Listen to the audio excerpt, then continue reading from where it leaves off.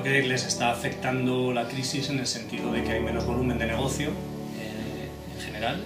Si la actividad económica en un país disminuye, los despachos pues, facturan menos, pero aún así les está afectando de refilón. Hay otros sectores muchísimo peor que los despachos. Han tenido descensos de facturación muy leves cuando no se han convertido simplemente en empates. Entonces, bueno, hablar de crisis, les afecta la crisis de manera muy impactante, pues hombre, yo creo que no. En cuanto a recortes de costes, bueno, pues, menos el beneficio por socio, que es el que se intenta no recortar, costes de estructura, incluso ajustar un poco las plantillas. Todos, no voy a decir los dispendios que había, pero sí los, bueno, pues a lo mejor gastos en algún caso excesivos. Yo creo que se van a ver y se están viendo algunos recortes de plantilla, sobre todo amortizando puestos, ¿no?, de gente que sale. Y como tú dices, en cuanto empiece a tocar el beneficio por socio, ya entonces habrá que ver cómo... Palabras mayores. Eso ya son palabras mayores. Yo creo que tiene algo de mito. Ahora mismo los despachos de lo que más se quejan es del retraso en los pagos, que se les aumentan los días de pago de facturas, aumentan. La guerra de precios la también. guerra de precios, pero tanto como anticíclico en el sentido que siempre se ha entendido de cuando la economía va mal los despachos ganan mucho dinero, yo creo que no. Bueno, ahí están las cifras de facturación, que son de las pocas que se dan en España. Hombre, una cosa está clara, Miguel Ángel. Da mucho más dinero el mercantil, sí, las grandes OPAs, las fusiones y demás, que mucho trabajo en laboral, como está viendo ahora ERES o procesos y demás. O sea que sí, bueno, yo creo que no es anticíclico, pero bueno, se puede mantener con muchas cosas, ¿no? Va con el ciclo. De hecho, si hay mucho mercantil gana mucho dinero, si ahora baja, pues se compasa un poco el ciclo. Y si se puede aplicar la frase de ese anticíclico con el procesal, por ejemplo, sí. Ahora tienen más trabajo de procesal y están ganando más dinero con el derecho procesal. También los procesos son más largos y no se gana en el momento, ¿no? No se gana lo mismo que con el mercantil. Te puedes ir a 10 años de un proceso. Bueno, vamos a ver. Hemos vivido unos años en los que la economía crece, los despachos, la estructura de despachos en España tiene un origen de despachos pequeños, que bueno, hay unos cuantos que reaccionan a la entrada de los despachos anglosajones, reaccionan muy bien los despachos españoles, se empiezan a crear despachos grandes, pero es un proceso que siempre ha ido acompasado del crecimiento de la economía. Eso ya ha terminado, ahora las reglas del juego son otras. Cuando deja de haber negocios nuevos, empresas nuevas, ya estamos hablando de coger la cuota de mercado de otro. Efectivamente, hay que ser mejor. Y bueno, pues hay que formarse, hay que ser muy bueno, hay que demostrarlo y que el cliente te elija a ti entre la oferta que tiene.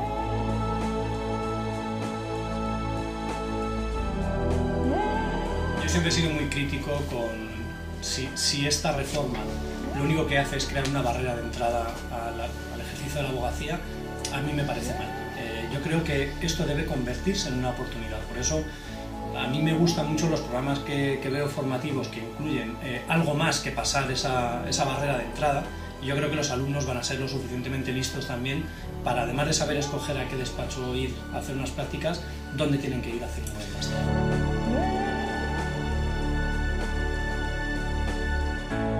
Le podrá dar más prestigio si la formación que se da en la ley de acceso, en los másters a los que obliga la ley de acceso, se piensa en formar mejores abogados y no en simplemente superar un examen, que parece que será sencillo en teoría salvar ese examen.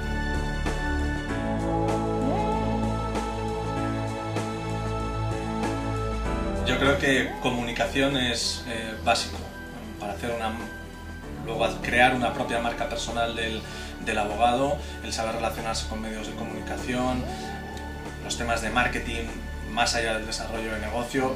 Pero bueno, es que la lista puede ser muy amplia. Yo, por reestructurarlo un poco, creo que deben de empezar con unos conocimientos técnicos muy sólidos, deben ser muy buenos en la materia de derecho que elijan, previamente deben ser muy buenos como generalistas, deben comprender todos los conocimientos técnicos, especializarse, y cuando entramos en la fase de habilidades yo destacaría tres. tienen que saber gestionar problemas, que es una fase más avanzada de gestionar un asunto jurídico, ¿no? El problema del cliente es otra cosa. Deben de saber gestionar equipos. Ahí entran ya las habilidades que comenta Borja.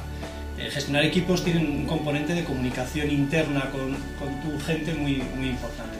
Y deben saber gestionar proyectos. Los despachos, la tendencia va a ser a que cojan un poquito de tamaño. Yo creo que está excesivamente atomizado el sector, salvando las distancias de la abogacía de los negocios, que ya tiene un tamaño considerable. Ahí el trabajo en equipo es fundamental, y saber gestionar los asuntos jurídicos como proyectos es una habilidad que yo creo que se va a imponer en muy poco tiempo. Y por último, habilidades de desarrollo del negocio, conocimientos de marketing, cómo atraer, cómo mantener clientes, eso es fundamental.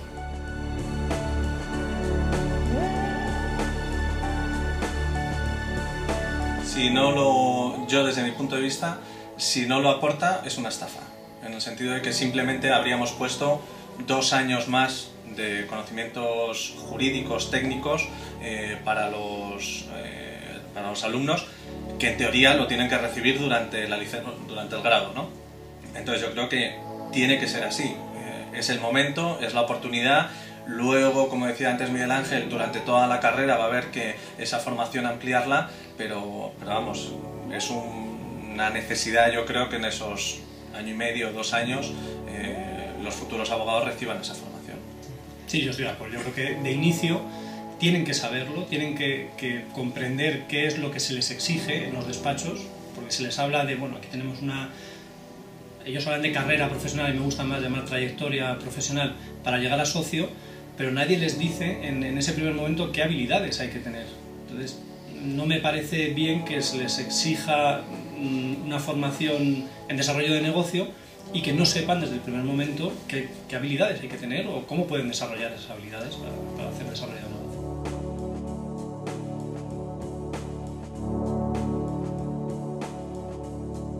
Yo creo que la formación juega un papel muy importante en este momento y en cualquier momento. Yo creo que un abogado nunca debe de abandonar su formación, y lo que sí debe, yo creo que a lo mejor es lo único que se le puede achacar, tiene que ser una formación que se tiene que ir adaptando a cada momento de su trayectoria profesional. En el inicio está más centrada en conocimientos técnicos, luego tiene que ir ganando habilidades, pero no puede dejar de formarse nunca.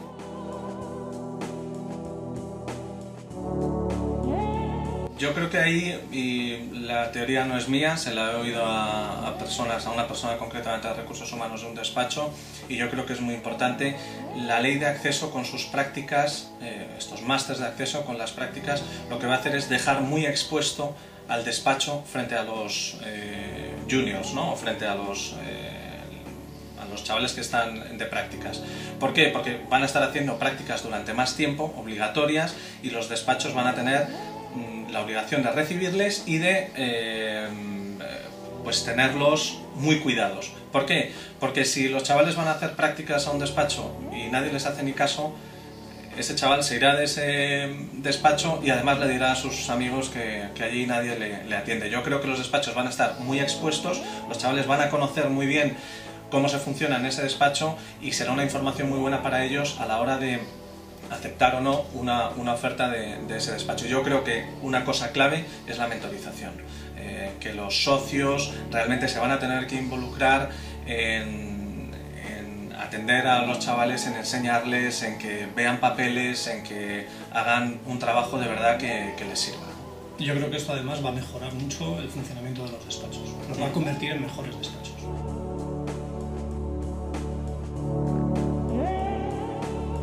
Bueno, en la abogacía en la economía española, los últimos datos que hay son confusos porque bueno, se mezclan varios epígrafes. Se habla de 10.500 millones de euros en la economía española. Esto no es solamente de despachos de abogados, porque siempre se habla de empresas jurídicas, por lo cual habría que incorporar, es un dato agregado de notarías, registros, no sé si también asesorías, gestorías, pero el volumen de negocio prácticamente es ese. Si quisiéramos afinar con los despachos de abogados, pues posiblemente habría que dejar 8.000, más o menos, y Inglaterra o Estados Unidos, ¿cuántos ceros le pones, Borja? Pues ¿Más? no sé, habría que multiplicarlo por muchísimo. Y no Estados Unidos, porque allí el mercado es completamente distinto.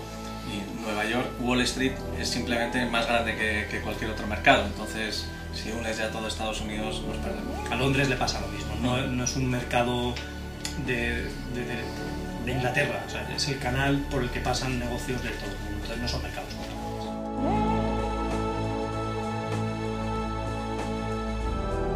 Con la laboralización es verdad que en teoría se ha temperado un poco la cosa. Yo creo que los chavales, los juniors, tienen que tener clara una cosa. Tienen que estar dispuestos a trabajar cuando haya que trabajar, incluso hasta 23 horas al día si es necesario, y también tienen que saber, o por lo menos tener el cuajo suficiente para no calentar la silla por calentar la silla. Y yo creo que eso es importante también. Sé que es difícil, por plantarse ante, ¿no? O decir, no, yo ya no trabajo más horas porque es mi hora. Tampoco es eso. Pero yo creo que entre eso lo tenemos que intentar cambiar entre todos. Yo creo que ganan mucho.